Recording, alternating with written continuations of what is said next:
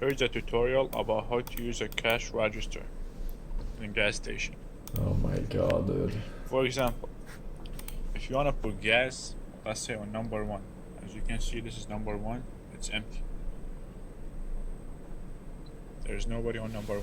So what do you do? I gotta get some Come here, you press 1, liquids. and then you press the prepay.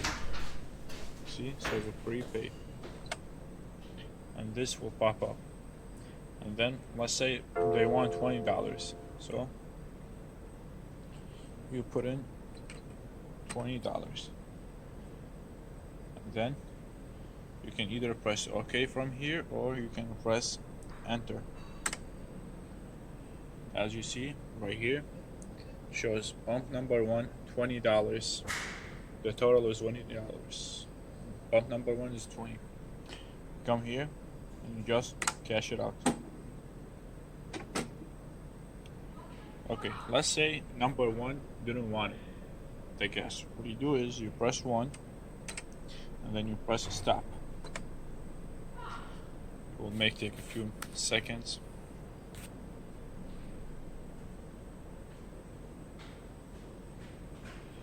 Now, as you can see, it's a $20 in red left here. You can either just press on number 1 and get it, or you can press 1 and then the fuel, the yellow one. And here it says amount due 20 between 2 parentheses. Now what you're gonna do is just cash it out.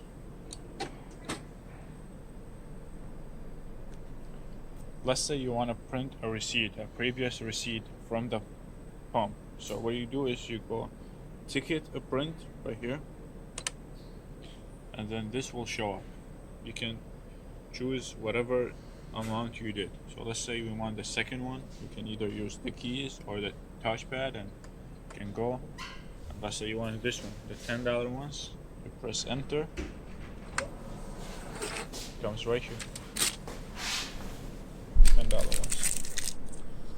Let's say somebody did it all outside and you want to get the receipt from outside. You press on the pump, and then you go right here, view print, and then you click on the first one,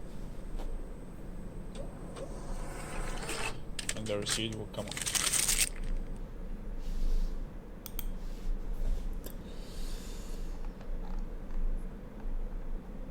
All right.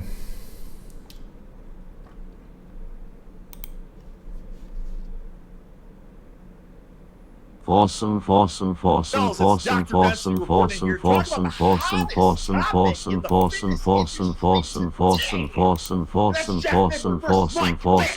No further links. The punch heard around the world, or I guess the neck push, whatever you want to call it. Whatever it was a low class move. Absolute low class. And the only reason I'm making this video is because I feel like I have a different take than the rest of the freaking fitness industry. Oh, and the fitness industry has a lot to say about it. My goodness, I cannot refresh my YouTube homepage without at least seeing 27 channels talking about Jeff Nippard versus Mike Van Wyck. Okay? But it's all the same thing. And for the most part, nobody's incorrect here. They're saying, how could you, this is such, he's so in the wrong to attack someone like that over what? Lifting weights? And it's true. It's what a petty, stupid thing to get in a physical altercation with. But here's the freaking gist that I'm getting to here. A lot of people are saying, oh man, to attack someone half your size. First and foremost, Jeff is not half his size. Last I checked, this Mike Van Wyck is not, over 10 feet tall and 360 pounds. Okay? The guy, I think, is like maybe 6 feet. Who knows how much he weighs? It doesn't even freaking matter. This is where I'm coming to, fellas. This is the whole freaking point of the video. This is a great example why you just have to have some just very elementary skills in wrestling or some sort of martial art. I don't even know who this is. Because here's the freaking deal. If Jeff had even a basic high school level of wrestling, okay, it's not hard to, I don't even want to say fight back. You shouldn't fight back. But you know what you should do?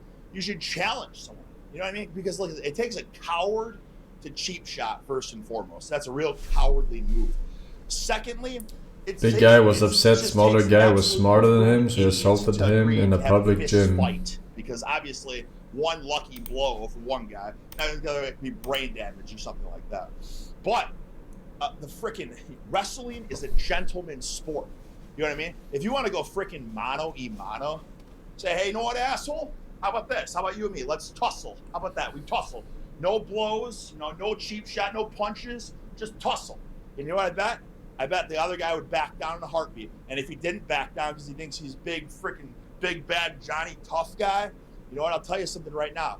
When I was like 170 pounds in high school, I loved wrestling like the 250-pound, like pro hormone-ridden football players because they all felt they were jacked, stacked, succulent, and dense. And they were, you know, freaking solid-ass kids back then.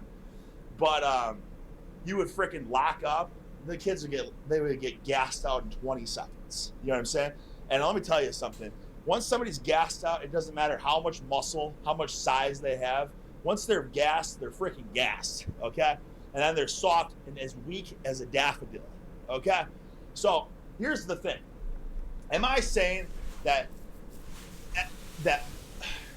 Jeff did all, I mean, what, you know what I mean? He got attacked, basically. You know what I'm saying? Or I guess he didn't get attacked, but he just got cheap shotted, okay? And I'm assuming he doesn't have, I mean, he's a gentleman, you know what I'm saying? So he just took it and, you know, laughed it off or whatever, and Mike kept getting on him. And whatever. In my book, though, like everyone's like getting behind Jeff, as they should, you know what I mean? He was the assaulted in this case. But in my mind, like, how much cooler would it have been if this same, because that was caught on video, right? How much cooler would it have been if Mike goes up to him, gives him the throat shove or whatever, and you see Jeff say, like, okay, you know what I mean? Freaking double leg takedown, or freaking, you know, arm drag, right? Get behind, just freaking take him to the ground, like something like that. Just basic wrestling skills. Because listen, would be very cool, man. Jazino, Magellan OP, Louis Pasta, Getros, and Draco Kosik, thanks for 7.